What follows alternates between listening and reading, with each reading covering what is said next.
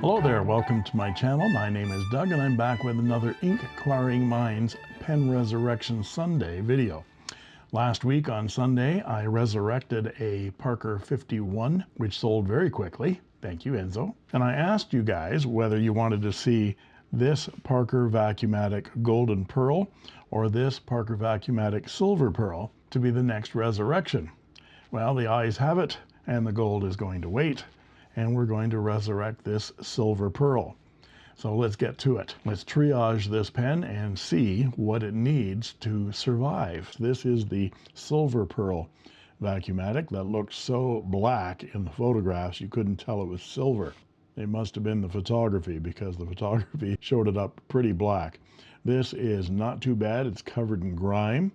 The silver needs polishing.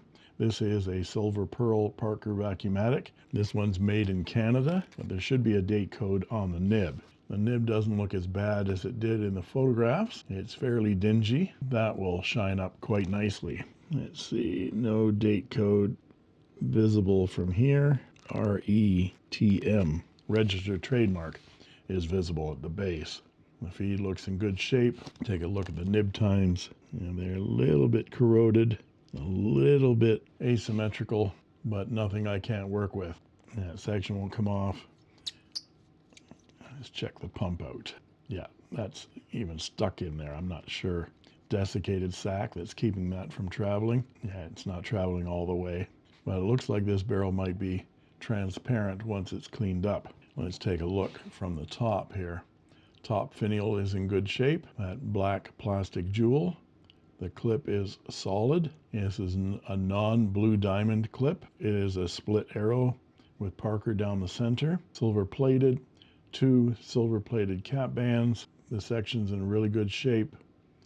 I don't see any major scratches, just a lot of grime. No teeth marks, so I'm expecting that this is going to clean up quite nicely. I watch for these kinds of pens on eBay that look grimy and look dingy, and people don't want to bid on them because they look awful and they're not functioning, so they're not restored at all. So that's right up my alley, because I can get them fairly inexpensively and fix them up. So we'll take a look and pull that nib out of there, get that section off, and pull that nib and feed out and see whether there's a date code on there to see whether we can date this pen. But it's a 3rd generation Parker Vacumatic by that celluloid pump, and so that means that this is mid-40s, something like that. So I would guess maybe 1945 to 1948 when the Vacumatic was discontinued. But Vacumatics continued to be made in Canada well after that into the 50s. So it's hard to tell exactly when this pen might have been built, except for there might be a date code on the nib. So we'll see how well this polishes up and restores from the land of the dead. And let's discover a year here. Here's the imprint. This is made in Canada, Parker Vacumatic, and the patent number. And there is, let's look carefully with the loop. It's just very, very faint and partial, but I'm going to call that a 4 dot. So that would be the 3rd quarter of 1944. We'll have to see what the nib tells us. As far as finish wear, there's lots of tarnish on the silver, but I don't see any brass showing through. There's lots of scratches, not too many gouges. There's one little gouge there. So I think we'll have to go at this with some 400 grit. The silver bands are nicely intact and almost shiny. The imprint is very strong except for the date stamp, and there are no teeth marks in this one. So this guy wasn't a biter. He bites. He's a biter. Which is good. I should say this person. Let's take a look at the nib. The nib's in really good shape. Parker Arrow nib. Of course, it is tarnished and black, but as we'll see, that'll polish up in seconds. Ebonite feed looks good. And the tip, I can focus in on that, the tip is in really good shape and it looks like a fine. Let's see whether it's at all flexible. Oh yeah, there's some good amount of bounce to that. Of course, the section won't come off. I have not cleaned this at all. Let's take the blind cap off, and we have this celluloid pump rod, and this is squishy, but it gets stuck right there. So I think there's a diaphragm in there, but it is probably all melted and desiccated inside there. So we'll have to get that pump off, have to get that section off, see what the insides look like. So the first thing I want to do is I'm going to put this in some pen flush, ultrasonic bath with pen flush. And the pen flush is 10% ammonia and 90% distilled water. We'll do that for several minutes, and that might just free up that section. These sections were not glued in typically, but they are solidified with old ink. So freeing up that old ink might actually allow us to take that section off. Otherwise, we'll need to use a little bit of heat. Well, let's do that right now.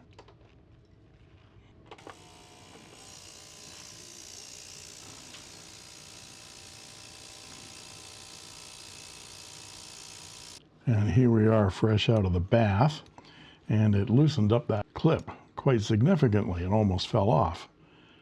So let's take that off while we got it. There is the jewel still in its brass nut, and there's the clip. We can polish that up. It's all nicely tarnished. And let's see if we can get that section off. I'll put the blind cap back on. It's easier to grab. No, we'll add some heat.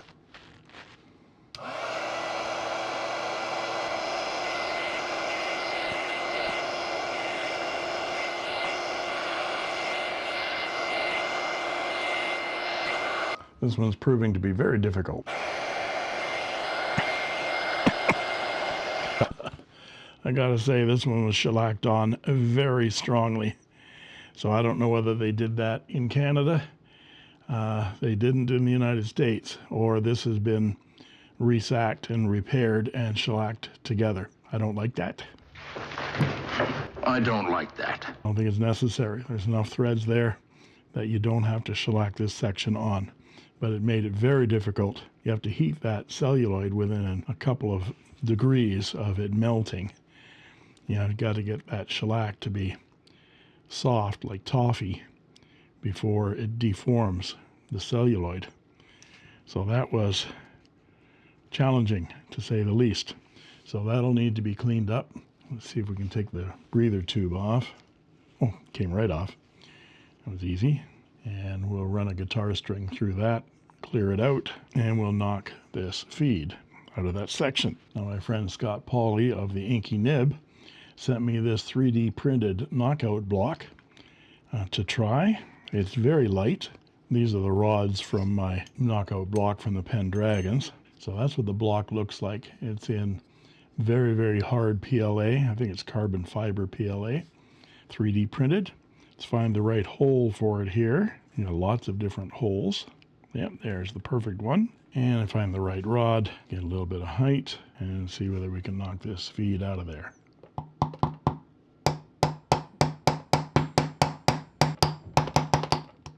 There we go. And there's our nib. Let's see whether we can get a date code on this. Yeah, it's a 4 and 2 dots. So there's probably 2 dots on the barrel too. I just didn't see the first one. So that's the second quarter of 1944. So that confirms the barrel date. There's the ebonite feed. Just needs a little cleaning and polishing, and the section is in good shape other than all that crud that was on there. Even pulled some of the threads off right there. So we'll get all that shellac out of there and clean this up.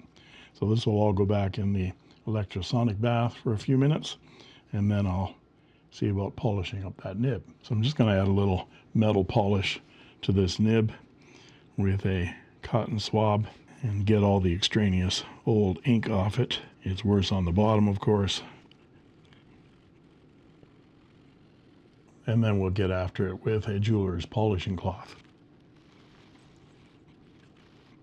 There we go, looking pretty good. There's still a lot of scratches on there, so I think I'll put it on my Dremel buffing tool with some polishing compound and get it even shinier, but it looks very nice. And the tines are fairly well aligned, no issues, no bends, just a little bit of adjustment after it goes back in with the feed. And there we are after just a minute or so on the buffing wheel. Almost brand new. Beautiful. So now I need to see if I can get that vacuum pump out of there. Lots of old ink inside that barrel, and I can see a pump moving, but it's stuck right there. Yeah. So it's bound up on itself or broken or something like that. So we'll get our vac extractor out.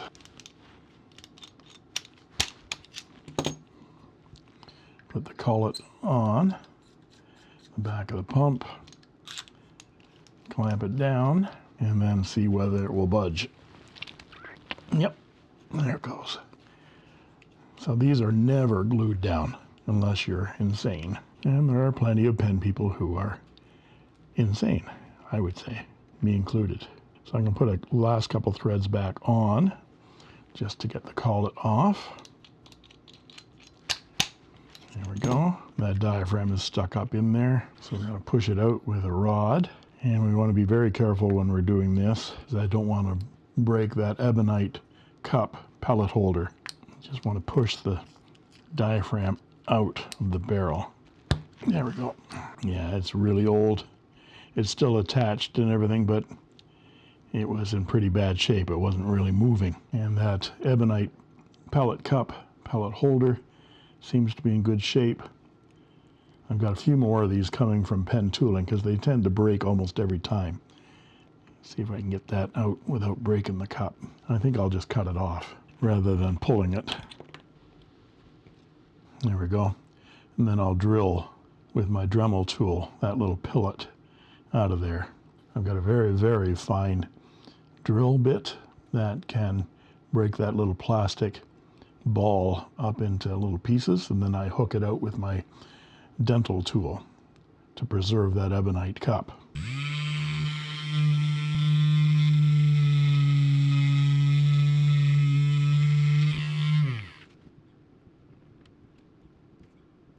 There we go.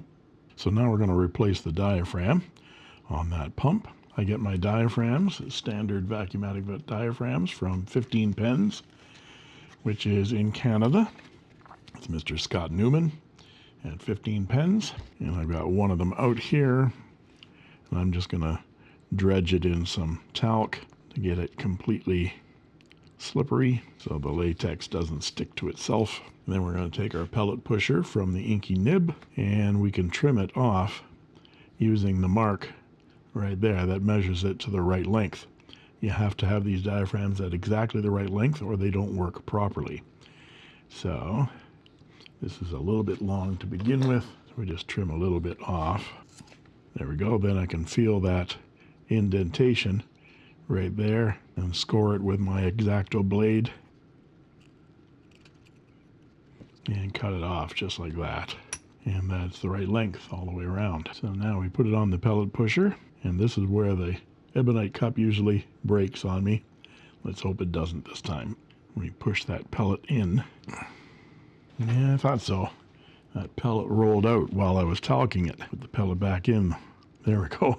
No point using a pellet pusher when you've got nothing to push. There. So now I'm going to put a little bit more talc on that.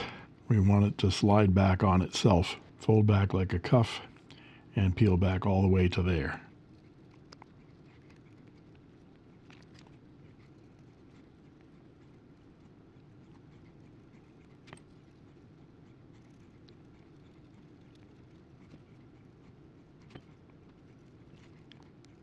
There. You just have to keep worrying it into place. Nope. I'll try again. Doubled back on itself.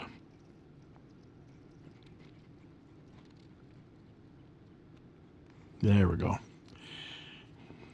Kind of folded back on itself. This is the way it should look. There. So it should be that long inside, and it should extend and contract like a diaphragm does. And I've cleaned out the barrel with a test tube cleaning brush and got all that extra shellac off of those threads. and cleaned the vac pump end as well, and now you can see how beautifully transparent that celluloid is. Beautiful. So I've scraped the threads clean with my dental tool, and we're going to add a little bit of silicone oil for lubricant to the end of that cuff so it slides into the barrel properly without kinking. Add some oil to those threads as well, just to make sure they slide nicely inside the barrel. And I'm going to hold on to that diaphragm at this end and just twist it back and forth until it pops in. There we go. I'll just slide around inside there without kinking. Put the collet back on. I'm just going back and forth like this to get that oil to spread and make sure those threads are engaged properly. Tighten the clamp down and give the barrel just hand tight turn. Remove the collet. Add just a little bit of oil to those threads as well. You may have noticed how it squeaks when it was all full of dirt and grime. We want that blind cap to come on and off with ease. There we go. So now that diaphragm, it's not moving very well at all. It must be twisted inside there. So we'll put the collet back on, take it off again.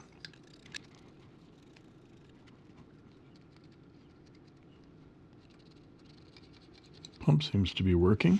Yeah, it folded back on itself again. We'll try this again. I've got to troubleshoot this one. It's not working properly. Okay, now it's working. It was kinked inside there a little bit and was not traveling well. Now it's traveling well. And we'll see how much ink it picks up. Even creating a suction. Now let's get after that clip and see whether we can polish it up to shining newness. Let's put it on this side, and then I'll compare it with what it might look like on this side. And there's the clip all polished up. It looks great. Let's put it on this side and compare it with the before video. Not bad at all. So now that I've got the pump working, we can go ahead and polish up this barrel and polish up this cap. It will be a lot easier without the clip on it. Let's see how shiny and chatoyant this gets with some micromesh. So I'm going to start with some 400 grit flexible sandpaper and then move up through the micromeshes from 1500 through to 12,000, and then finish up with some polishing compound, Meguiar's Swirl Remover number 2. And of course, I'm so anxious to polish it up, I forget that I have to put the pen back together again and do a dip test on this nib to start, to make sure it writes properly, and then try to fill this pen to see whether it will fill properly. So let's put the section, nib, feed, and breather tube back together again. I've polished up the underside of that feed with some polishing compound to make it nice and shiny, and I've cleaned out that breather hole right there and the breather tube. Put a little bit of silicone oil on those threads, and I've cleaned those threads out with my dental tool on that side and that side to make sure it's free of any old shellac. There was a lot of old shellac on there. There shouldn't be any shellac on this at all. There, right in really nicely. That's what she said. Line up the nib, press it tight, find the path of least resistance where it's lived for 70 plus years, and push it in. Then I'm just going to check to see how deep it went. Yeah, it went a little bit too far. I'm going to just tap it back down again. There we go, nice and flush. Put it back in the section again, and it tapped the feed out. It's too far. The nib didn't go with it. Just give the pen what it needs. If that feed needs to go in further, then so be it. Nib and feed need to live together. And when I tapped it back, the nib didn't follow it. I'm gonna see whether I can do this without putting it in a section. Yeah, there we go. That looks very nice. It's just extended just a bit. Put the breather tube back in again, and put it back into the section. Now we'll get some Watermans out and do a dip test just to see whether I need to pull that nib again to do any work on it. It's very smooth, my goodness. And it feels like a fine nib. It has a lot of feedback. This is a 1944 Parker Vacumatic Silver Pearl. Oh, this is going to be nice. Let's see some flex. Yep, it has a nice amount of flex to it. And it's not a flex nib, but nice bounce.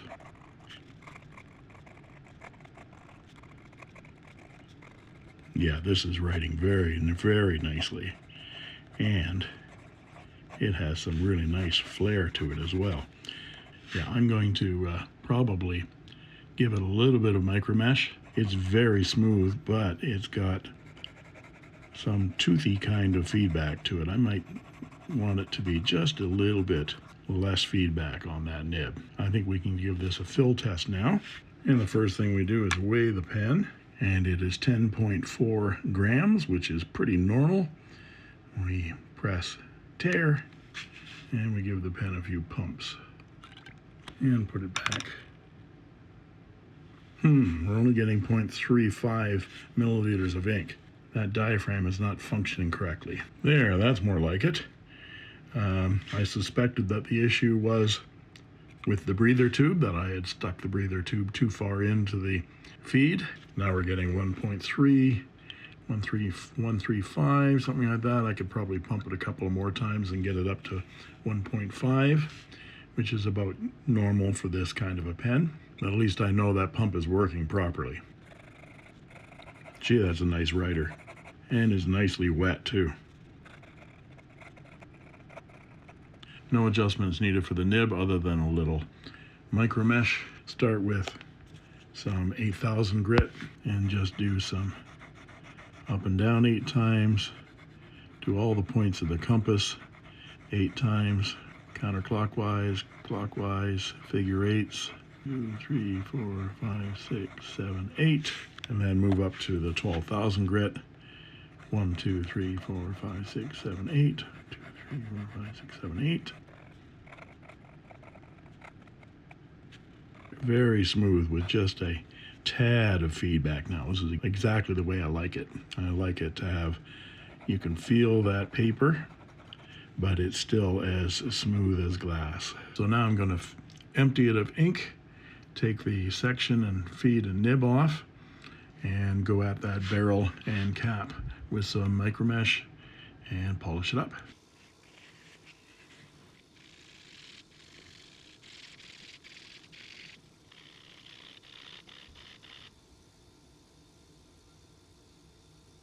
And here we are, completely polished up and looking brand new. Look at that. Very pearlescent. Look at the chatoyance. Okay, now we have to put the pen back together again. And there's our section, nib, and feed, and our clip and top jewel. Add some silicone grease to those section threads. Spread it back and forth, and we'll put the clip back on. We'll position the clip between the 2 breather holes. People ask why these vintage pens have these breather holes in the cap. And that's because any pen that has a latex sac or diaphragm is affected by air pressure when you cap and uncap the pen. So uncapping the pen can actually create a negative pressure and pull some ink out of the pen into the cap. They put those holes in to equalize the pressure. Now, this clip was a little bit bent outwards, so before we replace the clip in there, we're going to grab some pliers, put some gripping material around that so I don't harm the surface, and grip onto the top of the clip and just bend it back slightly. There. Now the clip is actually touching the cap. Now I'm going to spin the clip around so it's between the 2 breather holes, and on the dark side, you see there's a light side and a dark side to show off that silver. And we start the thread, make sure we're positioned properly. And I usually put a pencil inside the cap to hold it and the clip tight right there. and use some rubber gripper to twist that finial jewel as tight as it will go. There we go, it's not moving, and we're done. And I'll come back with my thoughts on this resurrection. So what are my thoughts about this resurrection? This one was very satisfying. It was all grimy and grungy, and look how beautifully chatoyant and pearlescent that is now, especially the silver hardware. This is a model that doesn't have the blue diamond on it and the 2 cap bands, so these were more budget-friendly versions. The pens that had the blue diamond and the full cap band with the chevrons on it, like this golden pearl, were the top of the line Vacumatics in the day. I'm particularly pleased at how this nib turned out. It is a fine nib, but it writes a fairly thick fine line, so it's between a 0.5, which is fine, and a 0.6, which is a medium. And it's very, very juicy indeed. So this is a lovely writer. It's completely restored and ready for everyday use. It did throw me a few curves with that pump not working properly. It took me a few adjustments on that diaphragm to get it working properly, and that section was a bear to get out because someone had shellacked it shut. Well, it's not shellacked anymore. It's got some good amount of silicone oil on there, but those threads on the Parker Vacumatics are so fine, and there's so many of them, that these pens don't leak even without silicone grease on them. And with the silicone grease, it makes it easier to remove that section and to help clean out your pen by using a syringe or a bulb syringe to help clean it out. So if you're interested in purchasing this fountain pen, I'm selling it for $180 US plus shipping. Shipping to contiguous North America is roughly about $10 US. So if you're interested, please let me know by emailing me your name and your address to inkquiringminds@gmail.com, and I will send you a shipping quote, and the first person that pays my PayPal will own this gorgeous pen. And of course, you members get to see it first. So there you have it. If you like this video, please like and subscribe, and don't forget to ring that bell to get instant notifications whenever a new video is posted. And you can join as a member of my channel for only 99 cents a month, and I guarantee I'll answer your comments in the comment section, and you'll get cool emojis, badges, sneak peek unboxing videos, as well as instant access to videos the moment I post them, like this one. And that just leaves it for me to say, thank you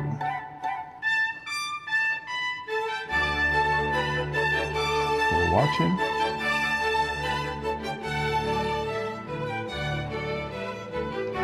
and that's all she wrote. I made this.